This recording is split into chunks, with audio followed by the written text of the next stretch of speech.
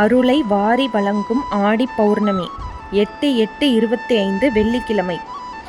இந்த நாளில் சிவா விஷ்ணு ஆலயங்களுக்கு சென்று வழிபடுவது சிறப்பு. பொதுவாகவே பௌர்ணமி அம்பிகை வழிபாட்டுக்கு ஏற்றது. குறிப்பாக ஆடி பௌர்ணமி தினத்தில் வழிபாடு செய்தால் வாழ்வில் உள்ள தீமைகள் அனைத்தையும் விலக்கி நல்லருள் புரிவாள் அம்பிகை. ஆடி சங்கடகர சதுர்த்தி 12/8/25 செவ்வாய்க்கிழமை.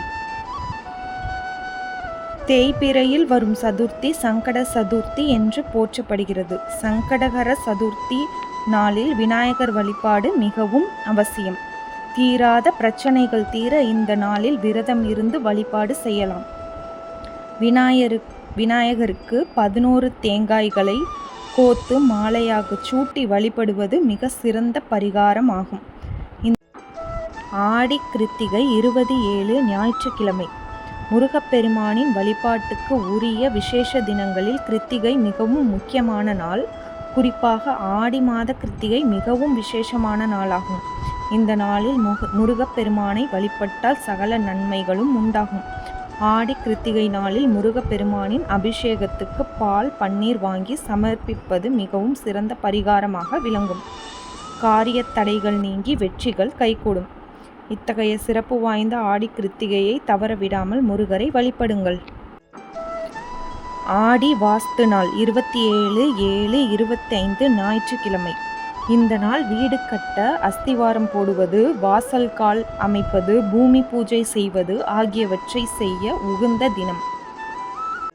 ஆடி பெருக்கு தீர்க்க சுமங்கலி வரம் தரும் ஆடி பெருக்கு ஆடி மாதத்தின் சிறப்புகளில் ஒன்று.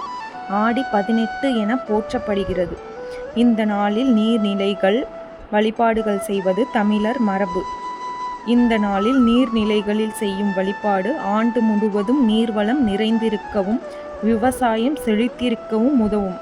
ஆற்றங்கரை சென்று வழிபட முடியாதவர்கள் அருகில் இருக்கும் அம்மன் ஆலயம் சென்று சுமங்கலி பெண்களுக்கு காசோலை, கருகுமணி, கண்ணாடி, மஞ்சள், குங்குமம் போன்ற மங்கள பொருட்களை தானம் செய்வதன் மூலம் தீர்க்க சுமங்கலி வரம் கிடைக்கும். சில ஊர்களில் இந்த நாளில் ஆற்றங்கரையில் புது தாலிக்கயிறு மாற்றிக்கொள்ளும் வழக்கமும் உண்டு. அப்படிப்பட்ட விசேஷமான தினம் இந்த ஆண்டு ஆகஸ்ட் 3ஆம் தேதி வருகிறது. தவறாமல் கடைபிடித்து தீர்க்க ஆயுளையும் தீர்க்க சுமங்கலி வரத்தையும் பெற்றிடுங்கள். ஆடி அமாவாசை 24/7/25 வியாழக்கிழமை. பித்ருக்களின் ஆசியை அள்ளித்தரும் ஆடி அமாவாசை. இந்த மாதத்தில் வரும் அமாவாசையை மிகவும் விசேஷமானது. சந்திரனின் வீட்டிலேயே சந்திரனும் சூரியனும் இணைந்திருக்கும் அமாவாசை தினம் மிகவும் புனிதமாக கருதப்படுகிறது. இந்த நாளில் பித்ருக்களுக்கு செய்யும் வழிபாடு மிகவும் சிறப்பு வாய்ந்தது. தவறாமல் தர்ப்பணம் செய்து வீட்டில் அவரவர் வழக்கப்படி படையலிட்டு வழிபாடு செய்வதன் மூலம் வாழ்வில் சகல நலன்கள் உண்டாகும். இந்த ஆண்டு ஆடி அமாவாசை தினம் தவறாமல் மூத்தோர் வழிபாடு செய்து சகல நன்மைகளையும் பெறுங்கள். மெய்ஞானம் செல்வம் அருளும் ஆடி மாத பிரதோஷ நாட்கள். ஆடி மாதத்தில் 2 பிரதோஷம் நாட்கள் வருது. ஒன்று 22/7/25 செவ்வாய்க்கிழமை, மற்றொன்று 6/8/25 புதன்கிழமை. பிரதோஷ நாட்களில் சிவபெருமான் கோயில்களில் சிறப்பு பூஜைகள் நடைபெறும். அதுபோன்ற பூஜைகளில் நேரடியாக கலந்து கொண்டால் நம் ஜென்ம பாவங்கள் விலகும் என்பது ஐதீகமாகும்.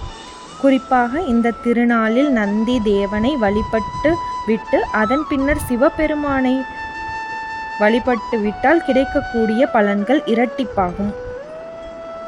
ஆடி பூரம் 28/7/25 திங்கள்கிழமை. சொந்த வீடு வாங்க ஆடிப்பூர வழிபாடு.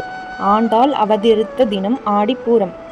சாஷ்டாத் பூமி பிராட்டியின் அவதாரம் ஆண்டாள். எனவே இந்த நாளில் ஆண்டாளையும் பெருமாளையும் வழிபடுவது மிகவும் விசேஷம். ஸ்ரீவல்லிபுத்தூரில் இந்த நாளில் திருத்தேர் உற்சவம் நடைபெறும். சொந்த வீடு வாங்க விரும்புவர்கள் இந்த நாளில் திருப்பாவை 30 பாசுரங்களையும் பாராயணம் செய்வது நல்லது. ஆண்டாள் அருள் இருந்தால் தமிழ் புலமையும் சொந்த நிலம் வாங்கும் யோகமும் வாய்க்கும் என்பது நம்பிக்கை. தவறாமல் திருப்பாவை பாடி அன்னையின் அருள் பெறுவோம்.